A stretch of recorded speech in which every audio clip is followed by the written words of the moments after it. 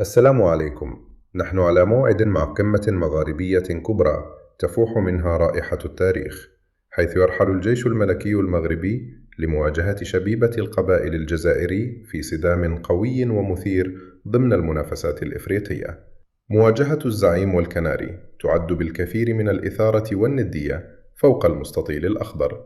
المباراة ستجرى يوم السبت 24 من يناير في تمام الساعة 5 مساء. اللقاء سيكون منقولا عبر شبكة قنوات بي إن سبورت والقناة الوطنية الجزائرية وسط ترقب جماهيري كبير من أنصار الفريقين. الجيش الملكي يدخل اللقاء برغبة العودة بنتيجة إيجابية من خارج القواعد، معتمدا على توازن خطوطه وسرعة مهاجميه، بينما يسعى فريق شبيبة القبائل لاستغلال ملعبه وجماهيره لتحقيق فوز يمنحه الأفضلية في مجموعته. هي مباراة تكتيكية بامتياز بين مدرستين كرويتين عريقتين. في الختام، من سيحسم هذا الكلاسيكو المغاربي؟ هل يعود العساكر بالفوز أم أن الشبيبة ستحافظ على نقاط المباراة؟ بالتوفيق للفريقين.